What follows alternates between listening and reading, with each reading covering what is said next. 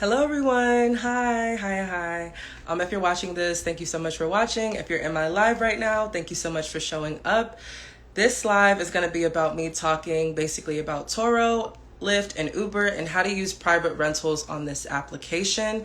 But I am going to be doing it with somebody. So he's going to be sharing his experience through his private rentals, and we're going to be taking it from there. But yeah, thank you guys for showing up, and I see him right here. All right. Okay, and I sent him a request, so he should be pulling up soon. Where are you? Where are you? Why your thing not pulling up? I hit send request. Hey, hey everyone that's coming in. Why is your shit not working? Why is this not working? Oops, sorry, don't mean to curse. I know that sometimes kids be up in here. Oh, also, if you're in here, why is this not working? Yeah, Okay. I was like, why is this not working? I know. I saw that. I was so tight and then I accidentally cursed, and I know kids be up in here. All right, send it. All right, I'm about to get started. I just have to make a pinned comment real quick, and then we're going to get started. Okay, how do I pin my comment, though? Oh, my God. All right, I don't know how to pin my comment. Jesus. Okay, there we go. Okay, perfect. Alrighty. So awesome. So let's just get started with who you are, what's your name, where you're from, and how did you get into the industry that you're in right now? All right. What's going on, y'all? My name is Jeff Trills. I'm from the Bronx, New York. Currently living in Atlanta, Georgia. Um, I got into this game because I wanted to get into the Toro game, right? And so I went and I invested into a couple of mentorships. Shout out to Pushman Mitch. Shout out to Matty CL, Matty J. These are the legends in Atlanta who have mastered the Toro game. So I want to learn from the best. So Mm-hmm. as I was going through the process, I realized there's a lot of information and a lot of ways you can make money in this game. And I had to find out what niche works for me, right? Because in the Toro game, a lot of people who have to take, we'll talk about that as we get into this, but it's a lot of work, right? What's going on? What's going on? Right. Um, and so it's a lot of work. So what I did, I said, I'm an Uber driver. I've been driving Uber for 7 years. And I know the problems that Uber and Lyft drivers have when it comes to renting a car to drive for Uber and Lyft, Mm-hmm. right? There's certain things available for us, but the cars are very limited. First, they're basic model and they're limited. So a lot of drivers can't get the rentals because of, how limited those cars are. And so Right. I said, I found the need. I understood the rental game. I understood the Uber game. I said, why don't I rent to Uber and Lyft drivers? And that's Right. what I've been doing from this point on. Okay, that's really dope. So that's pretty much how you got into that. You basically saw the issues that were happening with, people who worked for Uber and Lyft, and then you decided like, okay, I need to find a way to fix this issue. So how did you fix that issue specifically? Like, what did you do to help that problem? That problem. Great. Oh, wait, hold on. First of all, what was the issue that they were going through, like Uber drivers and Lyft drivers? Like, how was that experience for you when you were driving through Uber and Lyft? Awesome. Great question. So for Uber and Lyft drivers, 9 times out of 10, our credit is crap, right? So we can't go to a dealership and get a car with good credit because we don't have that, right? Mm-hmm. We got hustle. A lot of us got hustle. So we go on the platform and we may have a car and we're hustling and we're making our money because we make great money on the platform. Right. Don't let people don't think we make anywhere from $1,500 to $3,000 a week on the platform, right? Right. Mm-hmm. So our money's good, but our credit's not. So we go to go get a car, they deny us. Also, because of what we do and how we make our money, to the salesman or dealership, we're high risk. So 9 times out of 10, when they tell you, well, what do you do for a living? And you say I drive Uber or Lyft, they say, oh, my bad, I can't sell you the car. So you can't even get sold the car because your income is Uber and Lyft.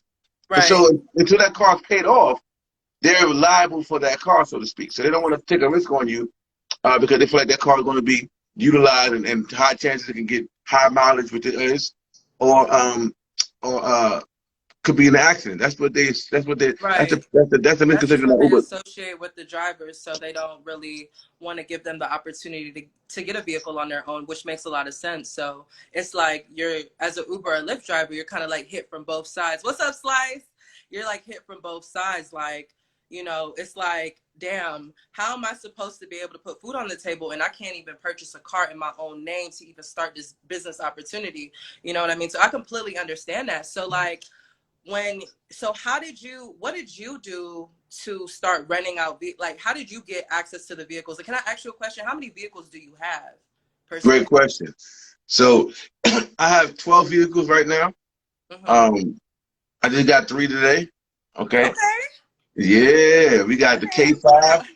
Pull it out the Everything. I even got my mechanic into the business. Shout out to Mooch, 215. Oh, So wow. we're gonna talk about that as well. How to get in contact with mechanics, how to build a mechanical team, and show them how they can tap into this game and get a bag. Because if you help your mechanic get a bag, they're gonna take care of you because you took care of them, right? Right. Right. So I have 10 cars, about to be 13. And what was the second question you asked? I know I you said, asked. like, how did you, like, okay, like, did you have to build your credit in order to get access to these 10 vehicles? Like, how did you go amongst this process? Because for me personally, I got my BMW, I put it in my personal name, and based off of my own personal credit score, I didn't have to put any money down. And also with my insurance, I just put the 6 months of insurance. I just put it on my business credit card. So I'm trying to figure out, like, what was your mechanism? Because I put everything in my name, and eventually I want to transfer my personal asset to my LLC. And if you guys don't know what I'm talking about, you can also check out my YouTube video. I have a video breaking down how to transfer your car to your LLC if you already have a car and you want to get started with Turo. But what was your process like? Did you go through your personal credit? Did you go through your LLC? Like, how did you do that? Yeah, my Moose said you got to buy the course. No, I'm joking. We're gonna get the sauce on this because we got too Oh, much you on to got a give. course? Yeah, yeah, What? yeah. We got a mentorship we about to drop. Yeah, it's actually going down August 2nd. We're giving Oh, all the okay. sauce and the mentorship. That's what's called Rise Your Domination. And anybody who wants to jump in the course, I'm gonna give a special promo for you guys to get in just off the strip of Financial Bae. All right, I'm gonna give you a special promo just because Financial Bae. All right, so. So can the Um, discount code be Financial Bae or what? Yeah, it's going. I'll make it. I'll make it be. It's going to be called Financial Bae. Hopefully, you guys know how to spell Financial Bae. No, I'm joking. Yeah, sometimes You we know. don't. So But we do okay, FD. wait. Hold FD. on. Wait, so you're not gonna tell us like can you give us a little pinch, like a little I got something? you. I got you. I Okay, got because you. I'm like, hold on, because I drop gems over here, so you cannot be No, just I leaving us got you. I high got you. and I'm playing. dry. No, I'm playing. First of all, before I tell y'all the source, share it with 10 people that you love like I hate because it's time for them to know how great you're about to become from this source. So share it with 10 people that you like. Share this out with 10 people and comment with the flame that you shared it with 10 people. All right, so what I did was my credit wasn't the best, right? I didn't What got was it your raised. credit score? Let me just ask It you, was what was like your a credit score? I'm getting it was like personal. yeah, no problem. It was like a 6, I think 624, Okay, right? that's not bad. That's not bad. That that's bad for me, that.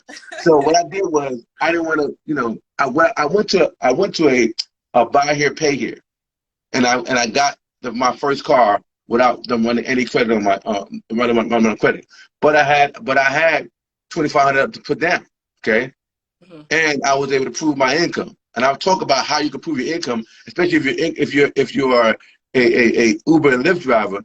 I'll show you how to put it in your business name where they don't even see that, right? Oh Or if shit. I show you how to do all that cool stuff because my income was coming from Uber and Lyft, but the way I had my business structured, it looked like what I was doing was what I was doing, right? Right. Right. So I was able to get approved like this because the numbers that I make, they're like, oh, you make way more than what we require, and Right. I got my first car. So it was a 2016 Ford Fusion hybrid. Now I thought that was the best hybrid because it's long gas, right? Hmm. And when you get the car, you're excited and scared at the same time, right? Because I got this car now, but is it gonna run out? Right before, everybody love call me loud. So before I was, what's going on? All right, sorry y'all, my phone going off. So before I I got the car, and my mentor told me you can rent these cars out from 300 to 450 a week. And I was like, "Are you serious?" He's like, "Yeah, 350 to 450 a week." And I was nervous because I was like, "Who gonna pay that?" But I had to remember, I'm an Uber driver. We make $1,500 in 3 days, Mm-hmm. right? So what's 400 a week, right? Right. So what happened was, uh, I put my stuff on in these Facebook groups and on Marketplace, and I got my first renter. And I'm about to go to Dubai. It's March 26th. I never forget it. March 26th. The person answered my ad, and he was like, "Can I get it tonight?" I'm like, "Tonight?" Mind you, I got my trackers and all that stuff like that, and I was able to rent them that night before I got on the plane. And Right. so I rented him that night, and he's been renting it ever since. Right? He have not given it back, and he's paid the late fee that he's accrued as well. I talk about that as well, about how we charge people $100 a day late fee. Right? Okay, hold on, pause, pause, pause. Okay, so you basically have a private rental. So you aren't putting it on like Turo, you're putting it on other platforms where you take 100% of the profit? Yeah. So I don't do Turo with it. I don't do Hyrecar with it. It's private rental.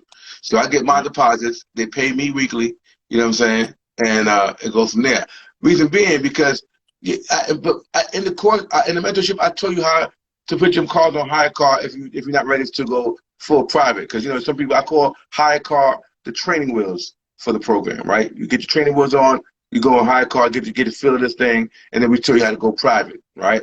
To where you keep all your money. So basically you're acting like a dealership almost. You're I'm acting like a dealership. I'm acting like a rental company, right? So Right, I right. rent my cars up to the Uber. Yeah, I'm like high car. I'm like Hertz, Avis, stuff like that for the rent for the rideshare community. Okay, so can you, before we go any further, can you explain like the difference? What would be the difference between, for anybody that doesn't know, what would be the difference between a private rental through an individual versus Turo? Great question.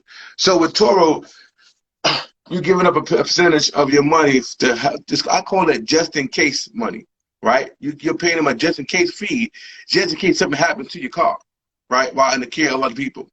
The difference between Toro is you got to take anywhere from 50 to 80 pictures every time you rent your car out. Because what happens is if you don't document every crevices of your car and something happens to your car while your car is out with that person, and you don't have proof that dent or that image or that whatever it is that you see wasn't there before you rented it out, if you don't have no proof, they won't pay for it. Right? Mm, With the private rental game, what I do, you don't need 80, 50 pictures because all you need is one driver, right? mm, With Toro, you're renting out to multiple drivers. With Toro, those drivers are 9 times going out of town. With Uber and Lyft rentals, they're staying in town because they use it to work. So we hardly running out of town all day. But if they go out of town, we charge them 50 cents per mile. But mm-hmm. they leave the state of Georgia or whatever state that you're in, So right? what, so would you say, like, not to cut you off, but would you Sure. say like it's more beneficial to somebody that's starting off to kind of like have just 1 to 2 drivers renting out their vehicles rather than multiple people through like a public platform like Turo? Because a lot of people know about Turo and a lot of people want to put their vehicles on Turo, but then you hear these horror stories about people getting into car accidents, crashing their cars, stealing their cars. So like, I didn't even think about it, or I didn't even really look at it that way until you mentioned that. Like, you only have one driver, and that same driver pays that car payment, that car insurance, and then you have some type of cash flow coming in from that driver. So like, what is your take on people who want to go to Turo versus doing private rentals? Let me ask you a question. If you want to be ripping around to airports in traffic to get a driver their car, then go to Toro. If you want to have one driver rent your car week to week, and you see him every 28 days to renew the contract, then go the private way.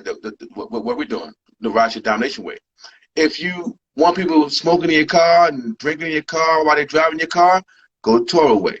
If you want them to not drink or smoke because they can't, because they have riders that's in their car, and they're drinking and smoking while driving Uber and Lyft, then riders are going to report them, right? So they don't do it.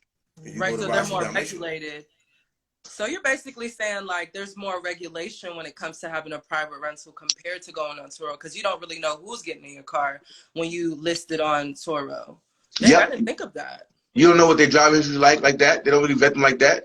So with Uber and Lyft, you can't even get on the platform if you got infraction on your license.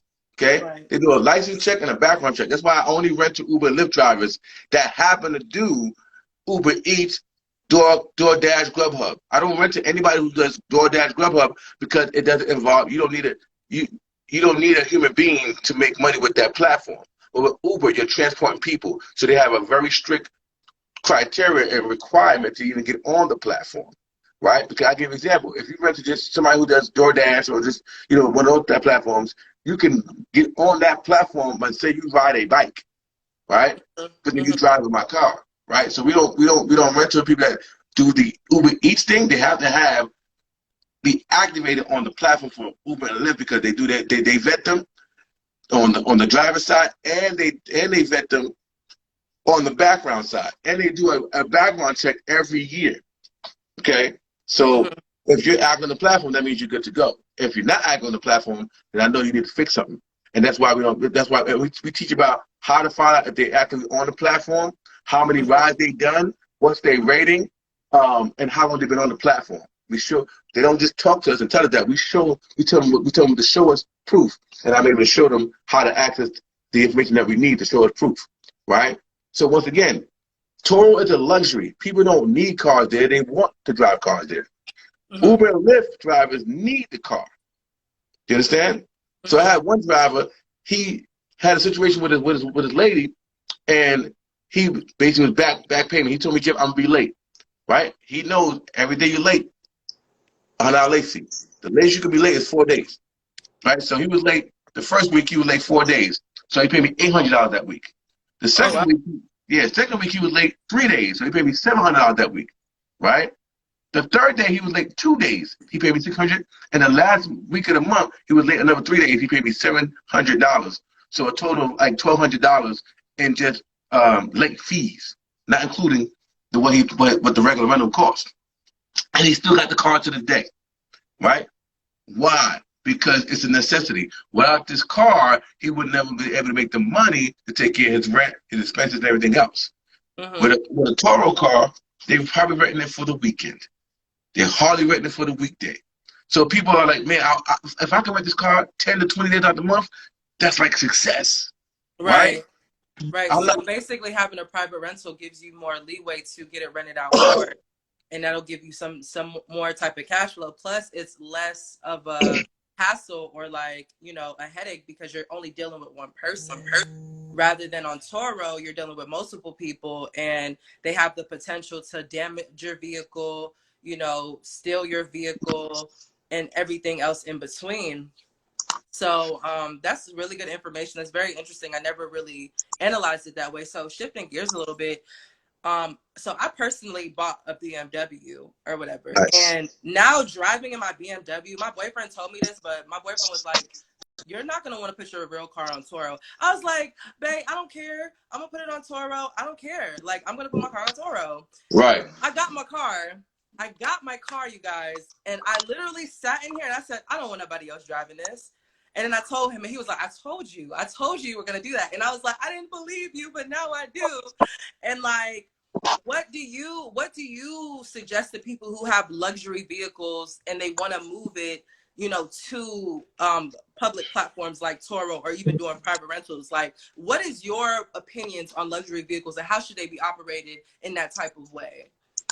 So here's the deal with luxury vehicles, right? And I'll give you an example. I am that same person, right? I had an S50, 2011 a Mercedes S50 Benz, right? Right, that's class S550, right? Problem is, I didn't want to put it on the platform, so it became a liability. So I had to make a decision, right? I can get the luxury cars when my money from my economy cars paid for it, right? So I traded in my S550 for a 2018 Nissan Altima with 22,000 miles. That Nissan Altima is now being rented right now, making me money, when before my Mercedes was taking payment from me, right? One. So what I tell people all the time, sometimes you got to sacrifice for the short to win in the long, right? So you can, because I'm in the mentorship, I show you even on Uber and Lyft, there's certain luxury cars that you can put on the platform that would make the driver make a whole lot more money. So we let you know which car can do that, because we got luxury cars that's sitting on the platform of Turo not moving, right? Because the masses are not going to be renting them luxury cars. They're not ready for that. They're not even trying to worry about if something happens to the car, right? Right. So they'll rent it for an occasion and occasion only, but you're trying to get that car rented out every single day if possible. Right. See, people just get excited about the luxury and I want to drive a luxury car, but you got to set it up right. The wealthy know how to set up their things right, right? To where an economy car would pay for the luxury car. That's how you really want it to play out.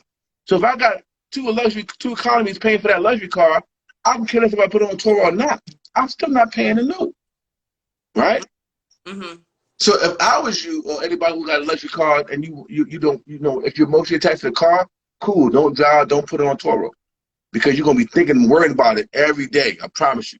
If you're emotionally attached to the car, do not put it on Turo, because you're gonna go crazy thinking about, is it okay, until you get it back, right? Right, because that's where I'm at mentally. Because I'm like, I don't think I want to put my BMW on Turo. Like, I don't think I want to do that. And I'm thinking about actually getting another vehicle, but this time I might just get like a regular economy car, but just do like maybe like a 2020, because the newer it is, the more likely people are going to gravitate towards a newer vehicle compared to like a older one. But I never really thought of like doing rentals through Uber and Lyft. I didn't really think that people struggled with trying to find vehicles so that they can fulfill that job that they're trying to do. I never even thought about that, to be honest. That's insane. And that's why it's so powerful what we do, because I am that person, right? I've been doing it for 7 years. I never had an accident driving Uber or Lyft for 7 years. I never had an accident, period. So what I do in the mentorship, I teach you guys how to speak life over your business. When I speak life over my business, I let people know that, listen, all the people that I attract are just like me. They don't get in accidents. They treat their car with respect. They pay on time. If they pay late, they pay up, right? Mm-hmm. Those are the people that I attract to my fleets. So my fleets don't get rent my ride share. We don't have no accidents in my fleet. And people think I'm crazy, but it says in the Bibles, you know what I'm saying, the power of the tongue, you know what I'm saying? Life and death is in the power of the tongue, right? And he said he spoke it into existence. Now, I'm not going to go to church and that stuff like that, but I'm just saying, this is how I think, and call me crazy, and I'll be that, because crazy ones actually change the world, as my man Steve Jobs, right? But at the end of the day, all you need is 40 individuals if you want to have a car, a fleet of 40 people paying you anywhere from $12,000 to $16,000 a week. That's my personal goal right now, right? Mm-hmm. So think about that. 40 individuals. If I want to be devil's advocate, let's say 2 people per car throughout the year, right? That's 80 people to generate me a $12,000 to $16,000 income a week, right? Mm. Which way you want to play? And like I said, they keep these cars. They don't give them back. Here's another thing. As you start to scale your fleet with Turo, you need a place to store your cars, right? Right. With renting the Uber and Lyft drivers, store cars where? They keeping it. Hello. So they're storing the cars where they live at, right? Mm-hmm. So I don't have to worry about storage. I don't have to worry about a big overhead with teams washing and cleaning and bringing it ready for the next driver. I don't have to worry about that, because they're going to keep it cleaning themselves, right? I got one person that helps me run my business, my vice president. So if you're a person that don't have a big team, this is the play you want to run. Mm. Let's go, Mooch. 80 cars. I'm trying to tell you. So all you need is everybody asking about what if somebody get in an accident. Well, guess what? If the accident's not that bad, that's when you got a guy like Mooch 2.215, my mechanic, to go in and fix the stuff up. That's why you got the team of your body team. That, you know what I'm saying? As you make the money, put some money to the side, right? For those incidentals. So you ain't got to call your insurance company for a fender bender, right? But once again, I speak life over my business, right? So that's what we do. That's what we're talking about in the mentorship. And I just made a promo code for you. So I was going to let y'all know. For those who are on this live, I'm gonna go ahead and do something special. I'm gonna give a discount to get in the course. All right. When you go to rideyourdomination.com and you type in FBABE, FBEA. I know you got 2 E's, but FBEA, right? FBABE is for Financial Bay. We're gonna drop $300 off the price so you can get in. All right. I'm only working Wow. with 40 people in this first round of mentorship because I'm very key on that. You know, we get into a lot of mentorship and a lot of knowledge providers. There's so much information, so much source that we don't know where to start, Right. right? So we end up not starting, but just be in the mentorship for the feel good. Oh, I'm in this mentorship. I'm feeling good, right? I'm not here for you to feel good. I need your pocket to feel good. So in my mentorship, we only talking about one thing. Well, I'm not going to get you sourced up on these other stuff. I just not right now, right? We're going to bring the source to the mentorship, but that's after you become a dominator. Because in rideshare domination, you become a dominator when you have one car being run out by an Uber Lyft driver. Now you're a dominator, right? Mm-hmm. So at the end of the day, after you get your cars on the fleet and you start renting them out, your confidence go up. You start to see the money coming every Monday, right? Every Monday, our money we get paid, right? If they're late past 7 o'clock, the $100 late fee is applied. Okay, they got 2 Wait, days, 7 p.m.? 7 p.m. on Mondays, Oh, right? wow. There's no excuse. We're giving too much time to get their money together, So they pay right? out every single week? Every week, Oh, wow. Monday is the best day for us now. Oh, Monday is the best day. It's a good day for me. I like Monday. It's You know Money what I'm Monday saying? for you? Huh? That's funny. It's Money Monday for you. That's so funny. Monday. You know what I'm saying? Well, good Monday. That's what it is. My man Sid just bought the course today. You know what I'm saying? So it's really. I keep saying course, but it's a mentorship. It's a full mentorship with you got with me 2 days a week, and depending on it, I'll drop another day, so it'll be 3 days a week. I don't care. My goal is to make sure that you guys are successful because I know how it is to pay for mentorships and get all this information, get a nice paralysis, confused on where to start and when to start, and then you just looking at just being a feel good around people and hope you catch on to something that's going to spark the idea for you to move. Right. In this mentorship, I'm literally telling you A to Z what to do. That's what And we need because there's not a lot of, there's sometimes when you get mentorships, it's a lot of fluff in between, and then you have to pay more money to actually get the sauce. So I respect that. Like, you just go straight to the point. And you guys, make sure that you guys click on his name, check out his portfolio, click the link, and use Baee for how much off? $300 off. So Three if you hundred go dollars to off of his mentorship. That's a big. I got that type of power. I'm so $300 yeah, off. you financial Bae. Jesus. Listen, when I see her video on YouTube, y'all, she got she got the sauce. You know what I'm saying? I'm So telling you. yes. So those who go to ridesharedomination.com in the promo code, type in F Bae, F as in Facebook, Bae BEA to get your $300 off. And when you do it, come back here and say, I am one of the 40. Like we got some people out here right now saying they're one of the 40. Shout out to y'all that's already one of the 40s. You know what I'm saying? That means I'm going to help 40 individuals impact their life by helping a Uber and Lyft traveler impact their life. Does that make sense? Mm-hmm. It's impact over income, and what we're doing is impacting someone's life, and that's how our life gets impacted, right? So Mm-hmm. that's the power. When financial Bae coming here, she be dropping them jewels. It's designed to impact your life, right? So we out here. We here to do that. Like I said, I come from the Bronx. And I ain't got time to cast nobody up and make it sound sexy, and then you get in there and it's a bunch of nothing, right? Trust me, I done bought courses like that. I done bought Right. mentorships. I'm like, that's it? That's all you gonna give me? Right. Right? Where the Right. Q&A? Where can I talk to you guys? They become phantoms. You can't get them on the phone. You know what I'm saying? Right. I can't do that to myself because I take a vested interest in everyone's success. It's just how I'm built, right? I feel a way if you're not successful. But I had to stop because I said, if you do what I'm telling you to do and you put in your mind it's gonna get done, right? You speak once again, I speak what I want into existence. So Mm-hmm. when I put this on the listing, my list is up, I'm gonna have people coming here trying to get my car rapid speed, that's qualified, that don't get accidents, and I speak that as I'm typing it and I'm putting this post out, right? I'm sending the energy that way so it can come back to me as I sent it out, right?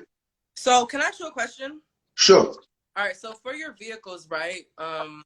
So you said that you have about 10 vehicles. Now, from like your first vehicle all the way to your fifth vehicle, when you obtained it, did you have to put like any type of money down based on your credit? Like how did that work? Cool. So my first car I had to put $2,500 down. My second car I had to put $1,700 down. Third car, $1,000 down, right? Fourth car, no money down, Mm-hmm. right? Mm-hmm. Fifth car was the trading. Okay, I got a couple of JV deals, which I didn't put any money down because they got the car. We're gonna talk about JV deals. How you got somebody got their car sitting there, ain't doing nothing, or somebody who wants to get in the game but don't have time to do what we do, and we do a JV deal. So they get the car. I go ahead and get the trackers and we market it, and when the driver's in there, we do the split. I do a 50-50 split after expenses is paid out. So we moving. I just got another car that's JV. She bought to me today. So you have like a mixture of deals that you do to get access to these vehicles, and that's all in your course. Yeah, oh yeah. Like I That's said, really in my dope. in my mentorship, I'm giving y'all everything, my resources, my contacts, to my trackers. I'm gonna have my mechanic come up and talk about how to get mechanics in your city, what to say to mechanics to make it interesting for them to want to get with you. The body shop connect, right? We're gonna talk about the contracts, how you can go ahead and get the contracts filled out yourself. We're gonna tell you how to do it yourself, but we also have it where if you don't want to do it yourself, we got a team that can do it for you for this kind of price. Okay, and so at the end of the day, we got the do it yourself model in there, and we got the what they call that. We help you Like, do it for you, right. right? Also, I know people have been asking questions about, oh, so how do I get the driver? And what do I say to drivers?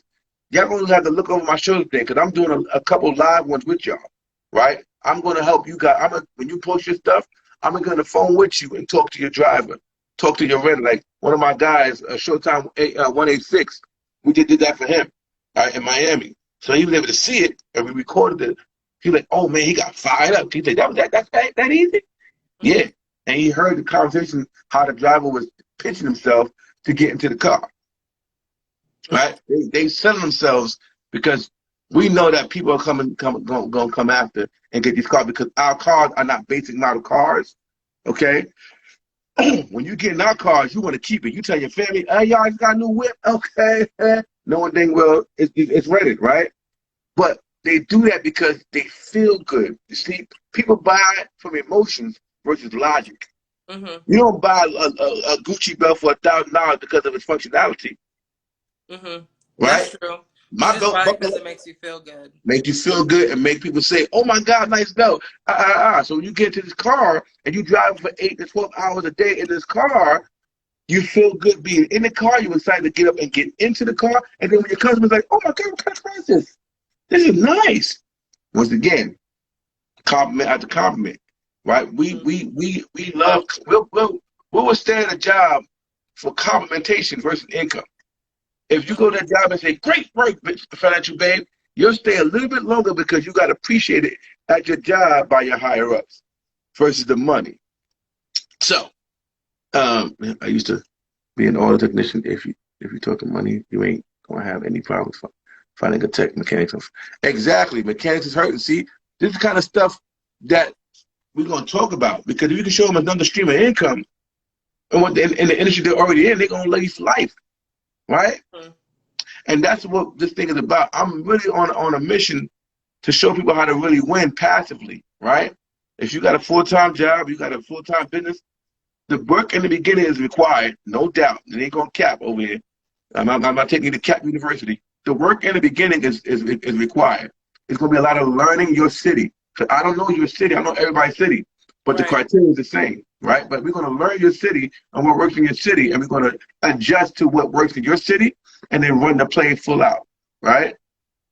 And that's the power of my mentorship. I ain't got time to tell you all the statistics about what's going on here and there in this industry. I'm gonna tell you exactly what I did to get from 1 to 10 or more. That's it.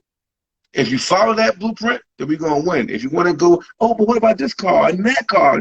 I'm like, no and no, because these are the cars that I know is working, right? Mm-hmm. Also, going to the different Facebook groups and asking them, hey, what cars? And I'm talking about Uber groups, right? Right. What cars work great in this city? They'll tell you, Mm-hmm. right? Mm-hmm. What cars is your favorite ones? What do you see that is So your basically, like prior to entering into your mentorship, it's like the people that are coming in, they have to do some type of groundwork in order to be successful. You know, you can't just go into it thinking that all of it is going to rely on Jeff because at the end of the day, this is still your business. So if you're not willing to put in, your foot forward, then he can't really lead you, so that's food for thought. That's definitely something that people should think about. And starting a business in general, like, you do have to put in that extra work. Like, you do have to make sure that everything that you're doing, is making sense, and you're not just wasting your time and other people's time. But yeah, I respect that though. I definitely do. But let me see. Let me look at my iPad, see if we can't cover like some of the topics or whatever. Sure. But while you're doing that, for those who are new that don't have any cars yet, there's going to be a learning curve. But with me, you're going to be that learning curve. You're going to be a smaller curve than a longer curve, right? For those who already got cars out on the platform, but they're not moving like you wanted to move, this is going to be a quicker transition for you, depending on the car you got, to move your cars from that platform to this platform and actually get into some passive income, right? If you live in LA, I got one of my mentors that live in LA, and the traffic in LAX is crazy. So imagine trying to get your car to somebody who's looking to rent it in LAX, and the traffic is crazy. Matter of fact, LAX banned Turo from even allowing people to rent their cars. So she had it's crazy because they're like, you got to pay the same taxes that Uber and Lyft are paying to run in our airports. Right? Jesus, so I didn't even know that. I know they banned no, they didn't ban Uber, but at some point they were given you can't drive, you have to have a designated area basically if you want to do Uber. I've been to Cali before, and basically you have to be in a designated area to get inside of your Uber or your Lyft. They can't just drive up and come pick you up. Right, like it used to be. Right. That's no, it's not like what that. happened to Uber and Lyft is what they're doing to Turo. And I was there for that. So you couldn't even pick up at the airport. Right? You can't pick up at the airport. There's no way you could pick it up until they came to agreement and Uber had to pay some money. Then they gave you a designated area, which was super it was not convenient for the rider or the driver. The rider had to walk 10,000 miles just to get to us. Right? And they still do. Right? So no, they don't. They actually made it better here in Atlanta. But they had to walk through a whole tunnel just to get to where we were at. Okay. So wait, I have a question. Mm-hmm. So what if you have people who want to join your program, but their credit is not, at a 680? How do you assist them on that? That's what I'm saying. So I gave the same play that I did. I'm gonna find a buy here, pay here, in a certain type of it's a certain type of buy here, pay here.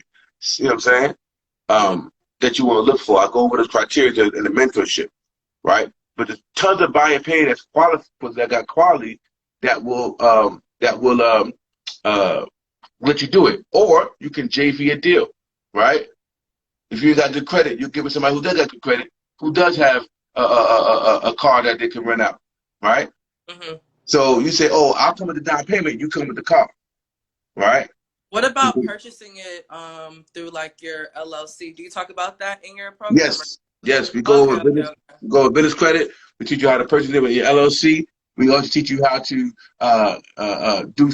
get certain loans in your business so you can acquire more cars.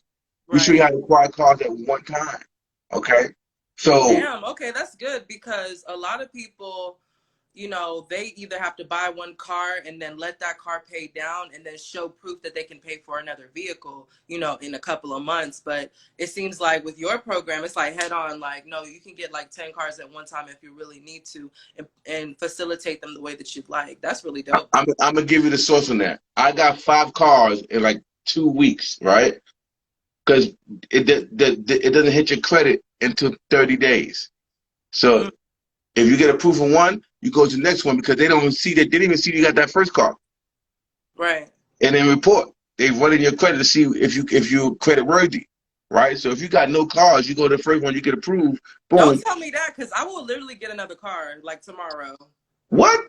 Heck yeah. Don't tell me that. I'm getting another car. I'm about to get another car. But you know what though? I'm trying to figure out what should I do? Okay, so me, I have my BMW and it has not hit my credit yet. What should I do? Should I get an economy car or should I get another luxury car? I will go economy and let my economy pay for my future luxuries. Right. Do you understand? Right. I will let my economies pay for my future luxuries. Why? Because you can get more money from smaller cars, $25 and lower, than a $40,000 and $50,000 car. Imagine you got a $50,000 car, one car, luxury, one car, not guaranteed to get rented out for 30 days. Right. But that same $50, I can split it up and get two cars, two economies, and get two streams of income paying me every week. Mm. And then a good thing too is like with insurance, like you can pay your insurance in advance, which is insane to me. And you can put it on your credit card. I put my insurance on my credit. Like I was like, Yes. I'm not about to pay this. And I paid like 6 months in advance. So I didn't put no money down for my BMW and I didn't have to pay for insurance. Well, I have to pay for it, but I just put it on my credit card. So I just have to pay like the, like the minimum or whatever the case may be, which is way better than putting up $1,500 for insurance and then dropping like, $1,000 for a down payment. But if your credit is where it needs to be, then you don't really have to worry about none of that. Like I just was like, they literally shipped the car to me. Like I didn't go to no place. I didn't even have to send like no pay stubs. Based off of my credit alone and my driver's license, They don't need pretty nothing. much they just shipped the car to me. So if your credit is where it needs to be, you can order like multiple cars, like, and just figure out if you want to use Uber, Lyft, or Turo, whatever platform you decide. But according to my friend here, Jeff, he's basically saying you need to just get economy cars and pay for your luxury cars in the long run because you want to work smart, not hard. If somebody damages your luxury car, because let's be real, like for my BMW, if I rent it out on Turo, who's to say that the person that's using it is even going to put good gas in my car? Let's keep it a buck. Come on. Because a lot of the people that be renting out like luxury cars on Turo, like a good majority of them don't own a luxury car. So they might not even know like to even put good gas in your car. So one, they already messing up your engine. They might not damage your car, but they might scrape the tire of your car, give you tire rash. So it's like, it's so much more that goes into it. And you have a tighter attachment to a luxury car rather than an economy car. Because I have another car too. I have a Toyota Camry. It's like a 2012. And I have no attachment to that car. Like I back up, hit it. I don't care. Like it's nothing to me. Now, it's nothing to me. Yeah. Now we got a criteria on what's the latest mile we going up. What's the mileage we going up, and the colors. We talk about the color schemes, right? So our goal is to make sure that when somebody get our car, they don't want to give it back. That's one. So you can get an older model car. They know, just forget what you're saying. This one is cheaper. I'm gonna go get this one cheaper, and I'm gonna rent it out for the same price you rent it out. I'm like, okay, but guess what? When they see that you're renting that older model car out for the same price I'm renting my newer model cars out, they're gonna say, hey, here's your keys back, and go book mine just as fast. So we don't set you up for failure. I ain't gonna play this game with you, right? Our goal is I'm telling you, I got my drivers that saying, I got two drivers that one driver pays me 2 weeks in advance, okay? The other driver pays me on Sundays. He don't want to even let it go to Mondays, right? So you got to understand these people are going to pay in advance, pay on time, pay late. So how do you, first of all, how do you even get your drivers to agree to paying such a high late fee like that? Like, once again, when you want something, you do whatever you need to do to get it, right? How many people you sign contracts and you see something that you didn't like, but you still sign it because you want what you're signing for, right? Terms and conditions every day. Terms and conditions. Terms and conditions, so I understand. But no, I pointed out to them. I say, here's the contract, read it over. Right? They're like, okay, it's good. I said, okay, let's put a couple things to you. It's 7 o'clock. If you're not there by 7 o'clock, we will include a $100 late fee. Oh, okay. Right? If you go out of state lines and it's not an Uber Lyft ride, we're going to charge you 50 cents a mile. Oh, okay. Stuff like that. So I make sure I highlight. As a matter of fact, on the contract, it's highlighted. Okay? Right, period. Yeah, it's highlighted, and then I also speak it to them before they sign that contract, because it becomes something memorable in their mind. So on their first Monday, I give them a courtesy text or call saying, hey, it's 6 o'clock. Just want to let you know, if it goes past 7 o'clock, we will be charge you that late fee of $100. Just so you know. Damn. And guess what? Before 7, they either send it or they're like, oh, I ain't going to make it. I'll send it tomorrow. No problem. Okay? Some people will try to say, can I do $50? I'm like, no, it's not negotiable. You signed a contract that you agreed to $100. Okay? Right. So they're like, oh, okay. I said, I don't want you paying the late fee because I really don't. But if you're inconveniencing me, I have to inconvenience you so that you'll make it a habit. I need it to hurt. I don't need it to be like, oh, $3, I pay that next week. That's cool. I pay it every day. Right, right, right, Right? right, right, right. We're You not need it playing those to be games. set in stone. Like word is bond. So it's Word is like bond. there's no going back after that. What I said is what I said, and what you signed off on is what you signed off on. So you Exactly. basically have like the structure like down to a T. Like you know what contracts to put into place to allow for people to not play with you. You know how to set it up, what price to have it at, what cars to get, what mechanics to work with, what body shops to work with, where to look for your customers who can rent it out for long periods of time. Like that's all going to be in your course. And I don't think people understand like how in detail that is, because sometimes people will give you like one piece but they don't give you everything, and then you still have to figure out things on your own. Like even when it comes down to like showing people how to purchase the cars or multiple cars via their LLC and things like that, like that's crazy. And that's what frustrated me, right? So I'm Mm-hmm. like, dang, okay, I pay this money, I'm in here. I think you're gonna give me everything. But they don't. They're like, oh, just figure it out, ask around, da, da, da, da. Now, I will give you homework so you can learn it, because I'm not going to give you the exact person. I'm going to tell you how we came to find these people. And I'm going to bring the mechanic on the platform to talk about the strategy. I'm going to bring, you know what I'm saying, how we do this, okay? Mm-hmm. And so that you understand that the process is what the process is, right? And you respect the process, because the process is designed to make you win, okay? Mm-hmm. So we cover those aspects, because I got, like you said, I hate getting to. I won't say hate. I highly dislike when I'm in a course and I want the source, but you're giving me a teaspoon of the sauce.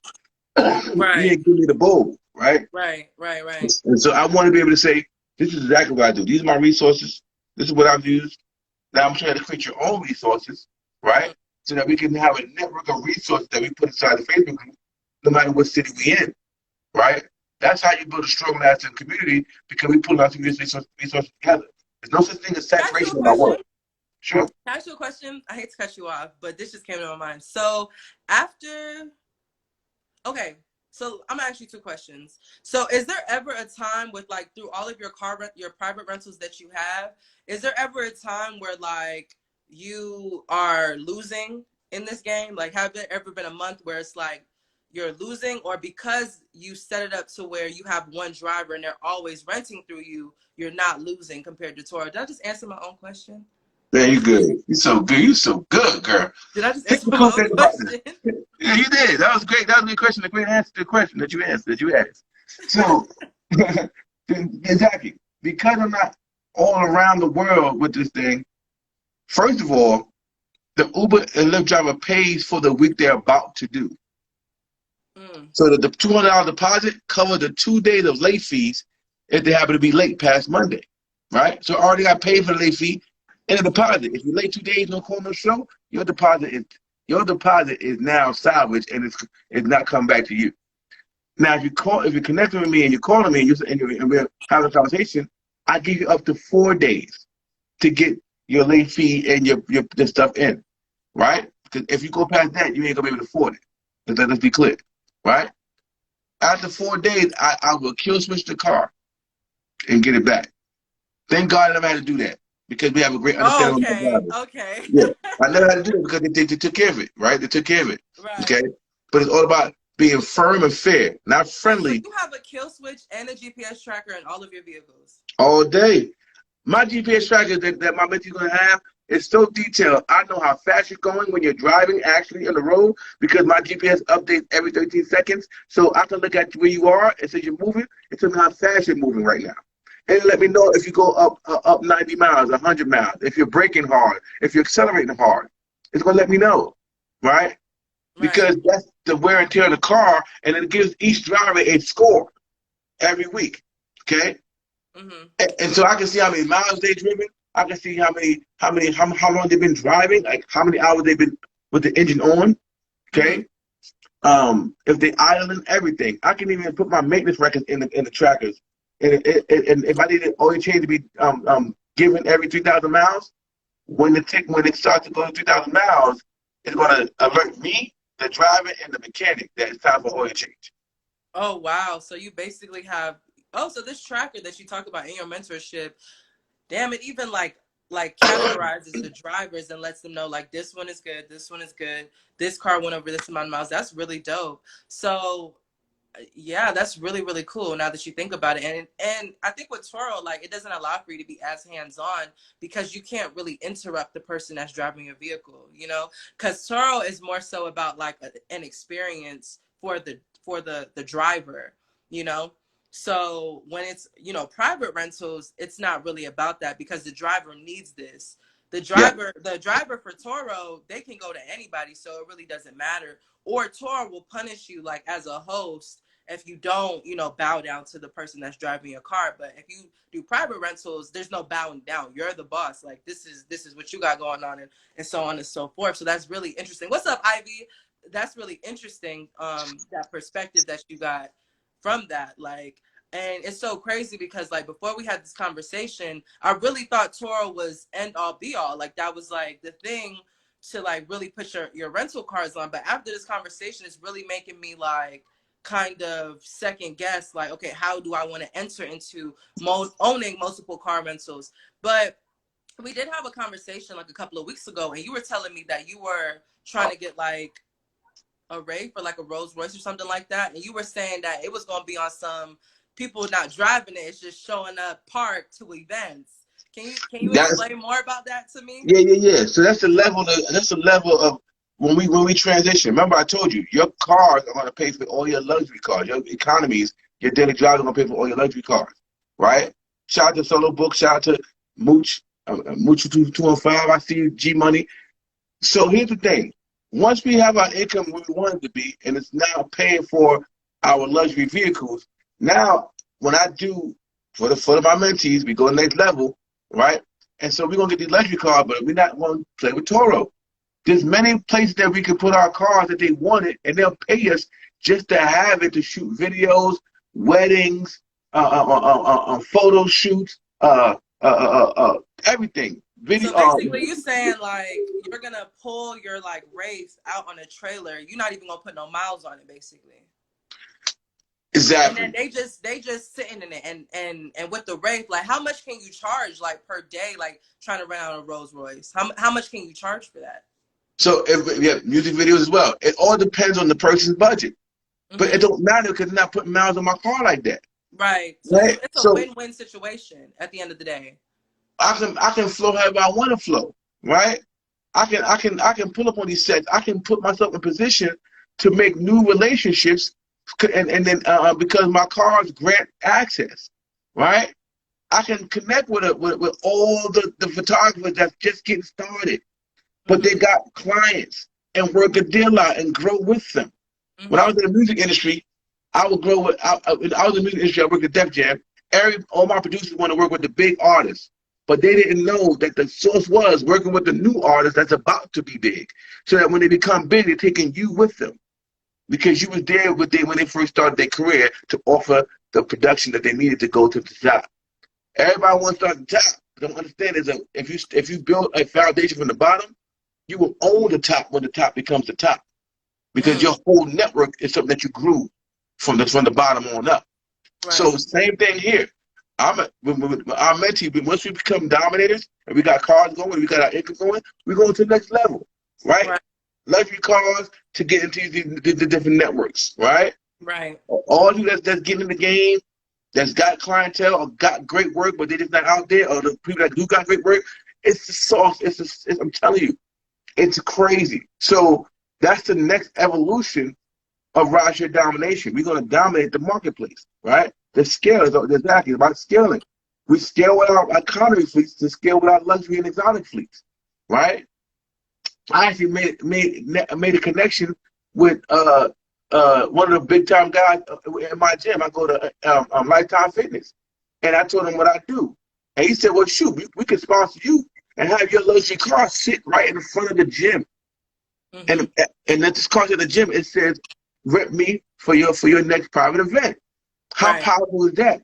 And it's sitting in Right. front of a gym that got 5,000 people coming in, and not just low level people, people that got money, basketball players, all kinds of people that spend money because my gym costs $165 a month to be at. So I know if you're So paying they 100, got money. Yeah. They got like and a I whole can smoothie juice parlor up in there. I know. I ain't never been They got a inside, whole, but I they know got an that indoor gym. outdoor pool with a slide. Come on, you got money. You know what I'm saying? That's really So dope. That's really yeah, dope. so we So teach you it's how to put like yourself in it's so position. many levels. It's so many levels to like just owning multiple vehicles, and you know it just starts with one basically, and you can That's it. just take over and dominate a whole industry just by networking and building a stream of income, and then you can build a stream of income by also helping people and showing them how to do that as well. Because Uber Eats and Postmates and DoorDash, that's not going nowhere. And if you think about it, when we go back in this lockdown, it's gonna be popping like on and over because you know they trying to lock us back down, so we're not gonna be able to really go out like that. But that's not gonna stop people from ordering out to eat. You know what I mean? So. And the economy cars are recession proof. The luxury cars aren't, right? Mm-hmm. They're not going to Uber eating in a Lambo. They're not Uber eating in a Ray. You know what I'm saying? Like beep, beep, beep, yo, you always do people like Lambo? Like who pulling up in a Lamborghini to deliver Uber Eats? That's funny. That's true. That's true. That Right. is So true. That's we some gotta work facts. smart. Right? We Yep. gotta work hard smartly. I am in Atlanta right now. I'm in Atlanta. I'm from the Bronx. I live in Atlanta. And like I said, I rent cars everywhere. I JV cars too, but the JV car with me, you have to be a part of the mentorship.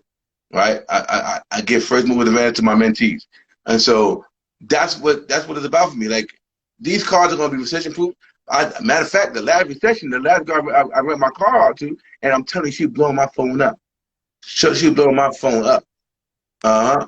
So at the end of the day, she's like, oh my God, I made so much money in the recession. She said she was making about $300 in a couple of hours because Oh, everybody, Glamour Lights said, "What about pay stubs?" So honestly, I've applied for like 3 car loans in like the past week. None of them has asked me for my pay stubs. If your credit is where it needs to be, and they didn't even ask me for my bank statements. They were nope, like, "How much money you say you make?" Oh, okay. And then they took my ID, made sure that I never did fraud or anything like that, I'm assuming. And then they looked at my credit score, and boom, it was that. Same thing with my sister when she's in the process of trying to get her Beamer. So our Beamer is actually on the way.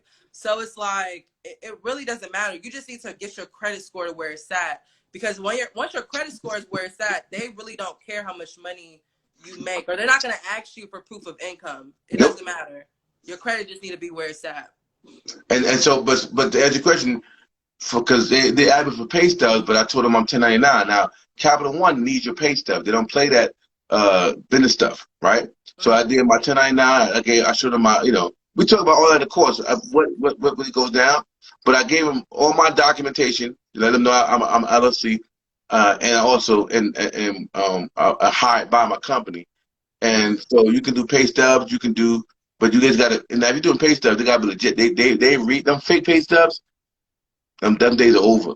They know Oh yeah. exactly to the point where the underwriter told me, she said, yeah, all we gotta do is call ADP and actually is you legit. They'll tell me right then and there. They can see it. They gave all these pay stub companies gave these lenders, these dealership access to their back office. So they'll be able to see right then and there. And if you got paycheck fraud, they can lock you up. So I wouldn't advise that, Joy. Like I said, we talk about coming correct with it, coming legit with it. Right. Because it's a Right. level. Yeah, Yeah. No and more definitely, CPNs. and CPNs are definitely no out more the door. CPNs. Lord, baby Jesus, if you try to do a CPN, oh my God, Moose, no, he knows it firsthand. Somebody I try to show some love to, she came with some CPNs. Lord, baby Jesus, they read it like the First Amendment. I'm trying to tell you, them CPNs, no ma'am, no spam. If you're doing a business, your business has to be set up correctly, right? Mm-hmm. It's important that your business is structured the right way. And we're going to go over that in the mentorship. I'm going to have a business expert come out there and show you how to properly structure your business to make it make sense for you and everybody that's about to come. Everybody that's about to come after you. Right. Princess Dior, what a superstar. Hey, Princess Dior. But yeah, so that's pretty much gonna wrap up this live. Is there anything else that you wanted to say? I pretty much got a lot of information out of you, and I got a lot of insight. And I'm really happy that we did this because it really, really, really changed my mindset when it came to doing renting out my vehicles. Like I kind of know what I want to do now. Like I know how I want to move on this situation because at first Like, I was like, I'm about to run on my BMW. I'm gonna put it on Turo. I'm gonna be making hella money. And then, first of all, Turo to me, like, is oversaturated just a little. Like, I feel Mm, like it's a little oversaturated, in my personal opinion. Like, there's so many people, not with the same BMW as me, but just like BMW in general. So it's right. like, what will make my vehicle stand out compared to everybody else's? You know what I mean? But So, that's what I'm saying. What come with the marketing? See, I got my cars on Toro, but they're not active, right? And even if I did have my cars on Toro, I never would wait for Toro to rent my cars out. You see, I would go and market my car like I would market any car, and when somebody's ready to rent it for me, I would send them my Toro link.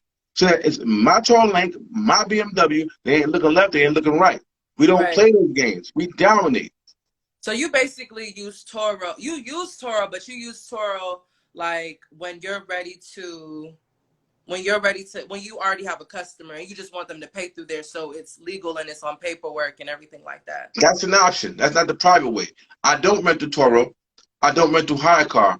I'm totally private. But I call those training wheels, right? Right. So I call the platform your training wheels. So in the course of the mentorship, we're going to talk about training wheels, where until you get comfortable being private, we're going to market as such, and then when it's ready to rent out, you're going to give me your not your Toro link, excuse me, your Hyrecar link, okay? So because Hyrecar don't cater to people that got cars like we got. They cater to the little putt cars that's $25 a day to $40 a day. My car is minimum $58 a day. And so when I do my Toro play, I mean my hire car play, I'm marketing off of hire car. And they already agreed to my price, right? So when it comes time to rent the car, I send them my link, they go directly to that link and see this car and the price that we agreed upon, and they book it.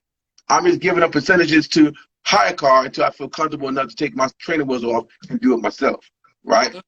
So So you're doing all of this, like you basically have like a private rental company where you have multiple vehicles and you don't even have like a building. Now that I'm thinking about it, you don't have no building, you don't pay rent on no utilities for your building. You literally just do this all like online, pretty much, I don't have a which website. is dope. Yeah, I That's don't have a website. crazy. I don't got a web page. You can't see the cars that I have. You only see them when I market them on Marketplace or the Facebook groups or Craigslist, or or we call it a comparison flyer. I should have to do a comparison flyer. It's an offline flyer that you get to do where you're showing the difference between you and some of these big renters, right? So that's basically what I love about this. That's what I'm saying. For those who want to get into partner mentorship, it's rideShareDomination.com. And Financial Bae is going to give you a special code, which is called FBAE, You right? can type it in the comments and I could pin it if you want All to. right. You can type it in the comments and I could just pin it because that might be easier. And once he types it in the comments and it's pinned, everybody just screenshot it and then you guys could just save it to your phone and then go to it and then put the discount code in and stuff for this. Wow, this was a really good live. Mm-hmm. Like I said, we look at the impact over income. We Right. focus on the impact, income must come, right? Mm-hmm. And that's what we focus on. Like, I ain't got time to play with you. I'm from New York. We don't play those games. I ain't got time to play with you because I don't want nobody playing with me, right? Right, right, So right. hopefully that work right there. Look at Jaleesa. That now Okay. Jaleesa pays no Jaleesa. That's my VP. That's the one person that runs my whole company, right? Shout out to you, Jaleesa. It pays no Jaleesa. It really pays to no Jaleesa. And I ain't gonna cap. It really do. Where did she go? Oh, okay, okay. Okay. So I see that's her. my whole business is ran by her, and the work that we do is not hard work, right? Right. It's the setup process, and then after that is the retention every 28 days to follow up. Da da da da. Mm. Okay. Mm-hmm. I like how you get paid every week though. That's pretty dope. Yeah. It's crazy. It's crazy. And So so, you have all of your cars rented out to people? yes, I don't have only car I have is the one I'm driving. Dang. And wait, and how much you charge per car per week? 406 to 500 a week. So I'm ranging. Wow. So I don't have any cars that's 300 or 350. The last one I So got 500 times 4, 2,000, 2,000, 2,000 times 10. 20,000. One Wow. car. One car. Wow, that's really cool. So you basically make 20,000 a month. So yeah, pretty much. One car. So you gotta understand, minus expenses and paying for the car and stuff like that, you know what I'm saying? Right, right, right. So, she over there counting my money, y'all. You see this craziness? Honey, look, because numbers don't lie. Like, people be probably thinking that you're bullshitting, but like once you start talking about numbers, like there's nothing, there's no cutting corners, no in between. Like, this is how much I make. And I'm pretty sure, like, after expenses and car insurance and maintenance and stuff like that, you're still taking home A good more son. than the average 9 to 5 worker who has to clock in and clock out and have somebody tell them what to do. Have somebody tell them when they could go on vacation, time off, go to the restroom, take their lunch. So, that's all like that y'all should put into consideration. Like, and then you And have economy cars, so the maintenance is not crazy. You know what I mean? my mechanic know what the maintenance be like, right? If I need some tire change, he'll change it. If I need an oil change, he'll change it. If I need some brakes change, he'll change it. And because I showed him love, he showed me love on the price. So nobody can beat my prices when it comes time to get the maintenance done. So I'm really cutting costs on the maintenance price as well, right? And he works at a dealership, okay? One, two, when you build this kind of relationship up, it becomes a strong network, right? And this network, it makes your confidence about rental and getting the accents much stronger, right? And so we talk about that, but like I said, thank God none of my cars there's any kind of issues, right? But if they are, we got people in place that can make it make sense, right? And the more we grow in this, we're gonna meet more other mechanics, other people that know how to work these insurance deals, right? So because it's all a game. The game is how much money can I pay before I pay out anything back to you guys, right? The game is for rideshare, Hyrecar, Turo, is how much money can I make from you before I have to pay some back out to you, right? So if you got your car never got in an accident, which you prayed for, you never got in an accident, never got in any major situations, right? Turo, Hyrecar just made a bag off you for just in case something happened money. When I can show you how to do it private and put away money for the just in case situations. Mm. That 50%, 20%, 40% you're giving a higher car, you can take that same 40, 50, and 20% and put it on the side for you and your cars. Right. Right. So you're basically teaching people how to be independent, like not even having to rely on these bigger corporations who's taking a lot of money from their host. And it puts the power like back into the host's hand, because at the end of the day, this is my vehicle. I bought this. I took the loan out. This is in my name. So why is all of the power in the driver when you think about apps like Turo? That's crazy. I didn't think about that. I did not think about that. The Dang, only Jeff. reason why we rely on Turo, on Turo and hire car, because we believe if something negative happens to our car, they're gonna take care of us. When that's And not that's the case. barely, that's my boyfriend put his car on Turo. He has a Beamer. He put his Beamer on Turo. They did not want to cover it. They said that there's no way to prove that the driver was at the time was liable. So they just didn't take care of it. And he had to end up paying out of pocket. And I was like, that's crazy. That's crazy, right? You done gave them X amount of percentage for all that time, and then when stuff happened to your car, Actually happens, they not because trying to fix your car. and it's how they do it. Because you didn't properly document it, we can't prove that what you're saying was there before they got the car, right? Right. Oh, they could say, oh, the brakes was weak. Oh, the tire was bald. If you ain't got pictures before they went on that drive that the tire was not bald and the brake pad was not loose, oh, they're gonna write that over as they got into an accident because your tires was bald. They said that.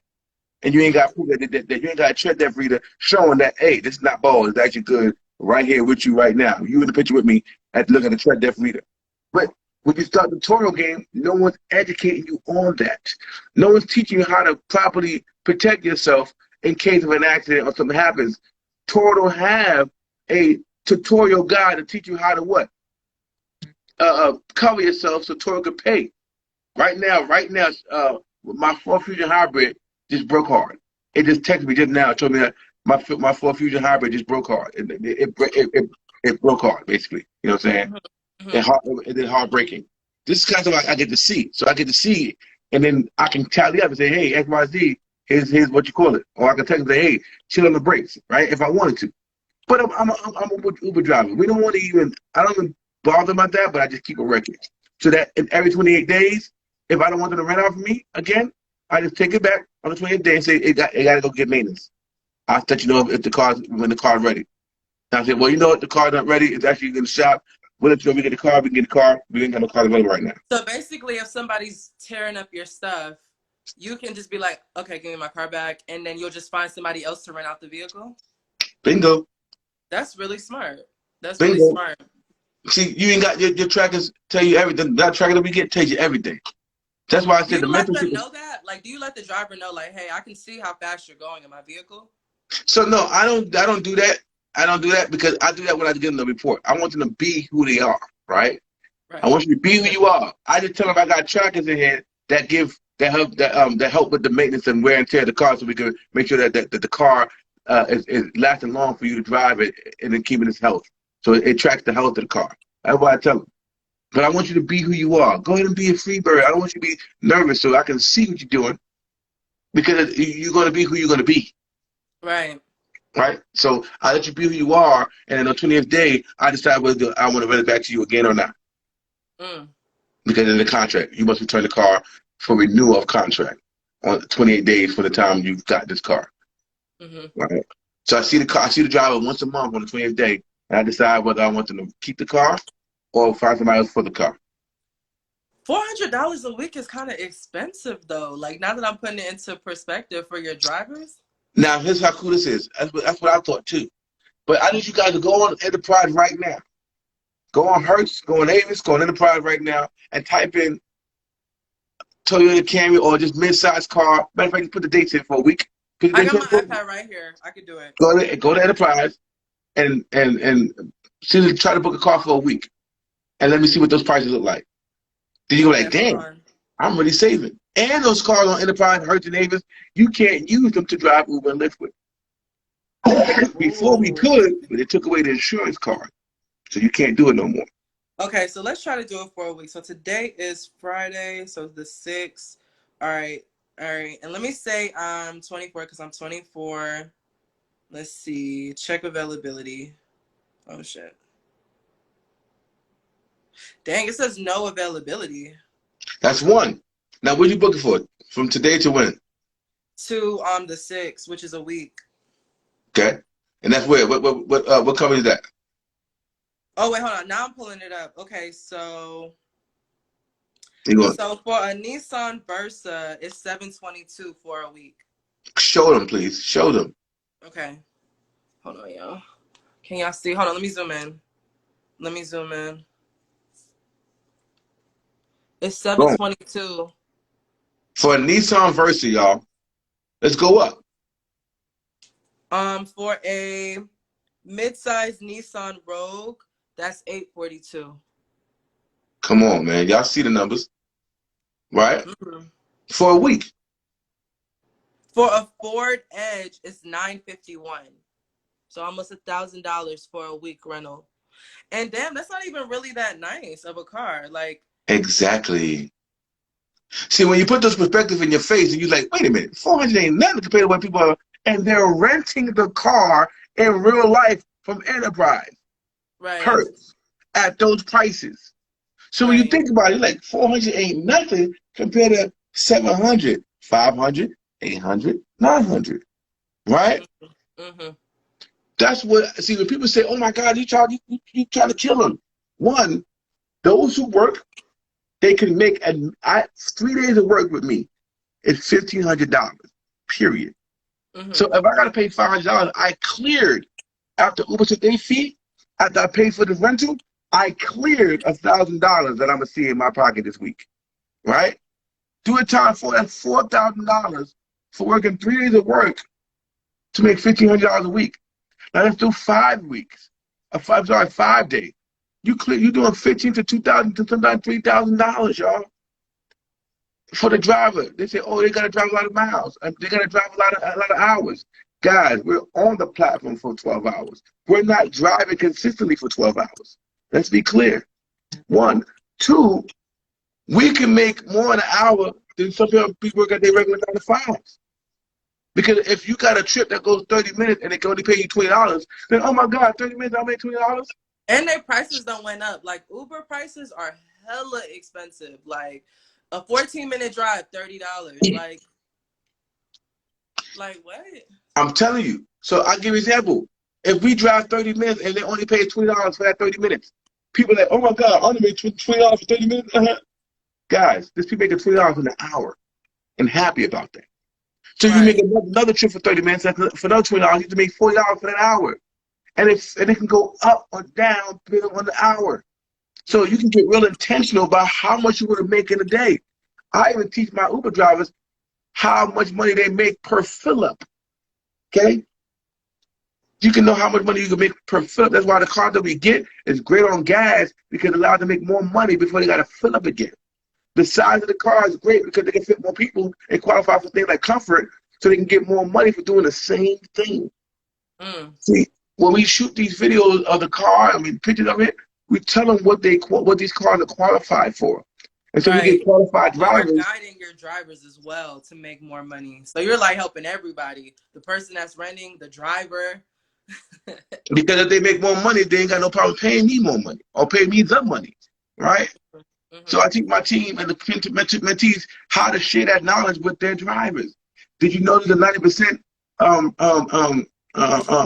level if you want to make your quest? If you know, there's something called quest. You don't know. Uber drivers know about this. It's quest. We get extra money on top of the money we make for doing a certain amount of rides, right? So we hit those rides, we will get an extra $400. That's the money to pay for your money right there. The bonus money, right? Right. But some people may get close to it and don't make it, and they lost that $400. But I teach them there's a 90% rule that if you made 90% of the rides and you call Uber the next day, they will honor that promotion and pay you that $400. That alone is the worst way to go, right? So that's what we talk about in the mentorship. I'm telling you, you got a 7-year-old veteran that drives for Uber and Lyft. Platinum. I got 6,000 rides on my belt for Uber. I got 3,000 rides on my belt for Lyft, right? So I'm going to give you the source on that side, and I'm going to give you the source on this side, right? So that you're comfortable with doing this, right? But the work is required. So like I said, we got the RashidDomination.com. The course is Baee. I see that in the thing. Go ahead and copy yourself. Go ahead and treat yourself to this mentorship. Yeah. Make sure that y'all get into his mentorship, you guys. I'm saying that 10 because I'm years in the passionate car about it. field. That's dope, Mooch. Yeah, Mooch is about that life. Yeah. That's my guy. Yeah, So y'all follow Mooch too. He's been in this live lit as hell. that's my The guy. live needs to be shared 22,000 times, dropping some gems. See you, JV, in Miami. Yes. Do you do out of state stuff too? Yeah, we got out of state. We got my guy in Miami right now. Dropping my man Preston, and he locked in. Shout out to you, Preston. Yeah, JV deals. Like I said, we do JV deals, but you got to be in the mentorship deal. Tap into JV deals. I got a guy in Miami right now that he about to take over Miami. Okay. Well, we're experimenting with Miami. You know, like people don't understand these vans, these caravans, and these people don't like vans. They're like, oh my God, I'm not gonna get caught in a van. I said that too until I got a van. The vans are money makers for Uber and Lyft drivers. Because you could carry like more people. Yes, carry more people. And then on top of that, like people don't be trying to spend that expensive price, so they'll split a ride with another person just to cut back on cost. Bingo. So you thinking like, oh, I'm not gonna get an Uber. Like, why are you worried about a van? Like, but you got people that, especially that they have events in these cities. If I'm 6 people deep, I'm not ordering 6 different Ubers or 2 different Ubers, right? We're gonna get an XL and we all gonna get in there and split the fare. It's actually cheaper than renting 2 different Ubers, right? So if you got the van, everybody got the van. Guess who's getting the rides? Bingo. That's why I teach my mentees why we get vans and why we educate the drivers on the vans, right? Because those who know. I have a question. Sure. Okay.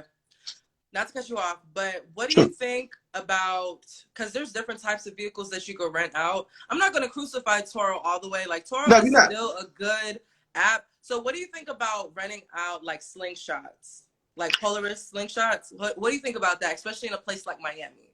So, I mean, like there's a reason for this in anything that you do, right? So for Turo, slingshots will go. Them Jeeps will go, right? Some things they ain't ready for the platform, right?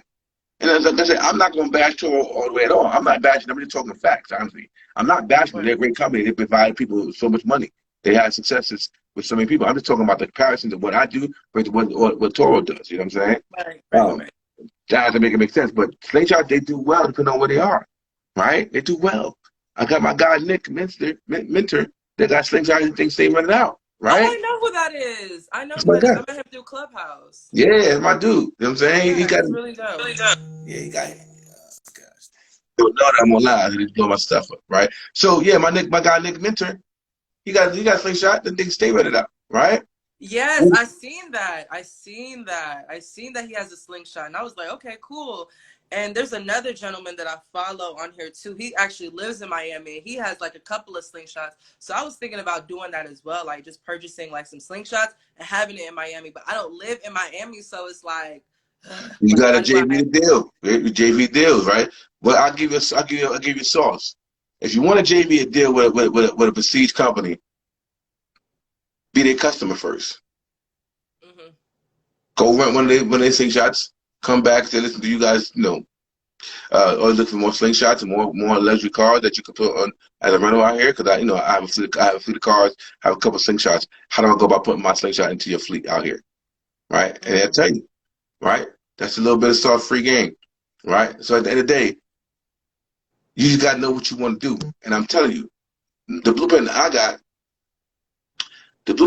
is like, okay, whatever. If I want a slingshot, if I want a Lambo, if I want this and third, I'm gonna make sure my economy cars pay for my slingshot. My economy cars pay for my roads. My economy cars pay for any luxury car I want.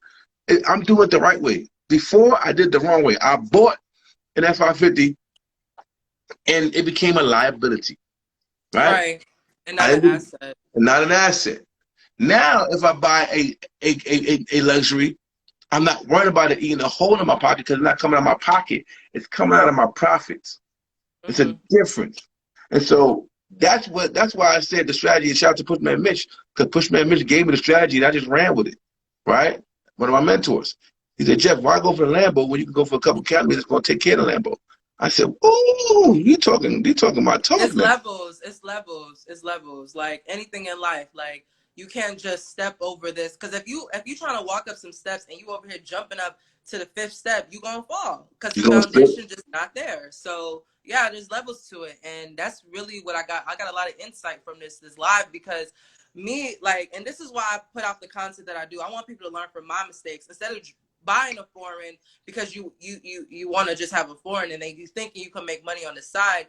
Purchase an economy car, rent out your economy car, and then use it to pay for your luxury vehicles. And then when you have about 2 or 3 luxury vehicles, then you can rent the other ones out and have one that you love near, dear, and true. And not be emotional about neither one of them. And because what you gonna do? You only got one butt. You can't ride 2 horses with one butt. You can't drive 2 cars with one butt, right? So you're gonna love the one you love, and you're gonna rent the other ones out. And that's why, and we just got to be able to say short-term sacrifice for long-term gain, right? When you put that in your mind, like it hurt me to get to trade in my Mercedes Benz, right? Mentally, right? Because it was a milestone for me. It was like, man, I made it somewhere. But now I realize, Jeff, hold on, is this making you money or taking money out of your pocket, bro? Right. I'm not faking a jack for nobody. I'm comfortable with me. I'm comfortable with me, right? So I said, I'll get that back. I'm gonna get that back in a major way.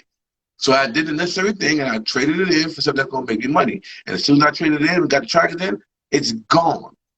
It's gone. Y'all, I posted it on my wall, new Lyft driver. It's gone. And so this is what we're talking about. Making it make sense so it can make dollars for you later on. This is what the mentorship is all about. And matter of fact, right, Mooch is the one that actually had to get rid of that joint. Yeah, right, man. I brought it to the dealership and they bought it. Like, look, I drove it to the dealership and it was already freaking sold. So this is what we're talking about here. Making it make sense, doing it in a smart sequence, in the right order, so that you can enjoy your luxuries for real. Not worried about, oh, it's cute, I look good, people look at me like this, but I'm mad because I got to pay this note next month. And the insurance is crazy for me, right? So now when we do it, it's like, oh, I'm loving this joint. I ain't worried about it because these cars are taking care of the note and the insurance, and I'm really driving the car for free, whether I rent it out or not. Whether I do something with it or not. I have now options. I have new options with my new luxury Vs, right? It could be a calling card. It could be a cash cow. It could be whatever I want it to be now. Because I'm not stressing about where I'm going to get the money to pay for these cars. You just said it. Even in the pandemic, Uber Eats, people are not going to stop. McDonald's was open the entire pandemic. How is that possible? Right? Smoothie King was open the entire pandemic. So Right. people are Uber eating because they can't get out. You can leave. You can put your Uber Eats on the porch, never speak to the individual. That's how secluded it could be for you, and you're making a bag. There I are mean, people. even they even have like Instacart where they bring you your groceries. So it's like it's insane. But you need a vehicle to get from point A to point B. So just be that person for the drivers, you know? That's crazy though. That's crazy. Yeah. And that's why it's recession proof. Because somebody needs a place to live, and somebody needs a place to drive, they need to eat. And if we're not in a pandemic, somebody got to do something. You can't shut down the city, the world altogether because they got to go back and get more food. They got to replenish themselves. The market, the Uber Eats and DoorDash, they also pick up groceries from Walmart, stuff Mm-hmm. like that. So they don't have to leave the house. They just Uber Eat it and get Walmart delivery. Okay? So this is how the way the world is going. This is why what we do is so powerful. We need to get out of position, understand the game plan, and be a resource for people that can use what we have to offer. It's just that simple.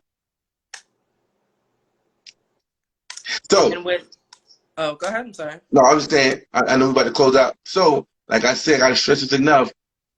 It's time for y'all to get down with the Rise to Domination family. Financial Bae, she been putting in work. So it's only right that she able to give you a code that can get you $300 off of the price. So you can get in here and get the sauce and get around the people that actually winning so you can win. I'm talking about an actionable step plan. Like we're not playing no games here. I'm not going to have you go left, go right. If you try to show me a car, like right now I got one of my mentees, she showed me a car. You guys got to show me your car before I even say go buy it. Because unless you understand it, we're not just having you buy any any car. We ain't going to set you for failure. Yo, move you crazy, bro. Come sign the death row. Come sign a wealth row. You know what I'm saying? Come on, sign a wealth row. You know what I'm I'm weak. saying? I am No, weak. I'm serious, y'all. It's about the impact, man. It's trying to impact them lives. I'm looking to impact 40 people's lives. I want to know if you're one of the 40. Because if you go and you cop, not if, but when you go and you cop this mentorship from Financial Bae with the FBAE, right? Promo code, and you come back on this live and comment, I am one of 40. I am one of 40. I'm looking to impact 40 people live on this first mentorship, and then it's over. We go live August 2nd. Will this live be saved? Bae, will you save it Yes, live? it will be Okay. saved and it will be on my Instagram. Make sure that you follow me so that you can see it. Yep. So it will be live. I mean, you know, XYZ. All right, shout out to everybody who was one of 40 for sure. I Yes, see it. and shout out to everybody who just stayed in and stayed tuned and just like really like locked in all of this information. We do this for you guys at the end of the day, and I really appreciate it. Jeff really appreciates it, and we just love that. So make sure that you guys check out his not his website, but his Instagram. Go to the link in his bio and use my discount code so you can get $300 off of his mentorship. This is going to be something that is going to impact your life because you're going to be able to make passive residual income with this money. This it's not even a side hustle. It's really like a passive income. This is a play that you can survive off of. It's not going to be like a little side hustle. It could be like your own personal business. Take this first level that he's giving you, because he's giving you the foundation, he's giving you the blueprint. So use this and then purchase your slingshots, your lamb trucks, your Porsches, your Wraiths, and then you take it from there. And the good thing about this, you do not have to have a physical building. You don't have to have a whole entire establishment with a handicap spot for people to be able to pull up. You don't have to have a dealership's license. You don't got to have none of that. You just have to have that mindset, and you have to have your best foot forward so that you can get from point A to point B. But he's giving you the knowledge, the foundation for that. So yeah, with that being The said, actionable steps. yeah. So with that being said, we're gonna pretty much close out this live. And this live will be saved on my Instagram. So, make sure that you guys check out my, Instagram or whatever. But I love you guys so much. Bye. Bye, Jeff. Thank you, All lady. right, Thank y'all. you. Thank Be you, great Jeff, because for you are coming great. on. Let's go. I see you, Yeah. Sean. Let's go. All right. Bye, y'all. Blessings. Take care. Ah.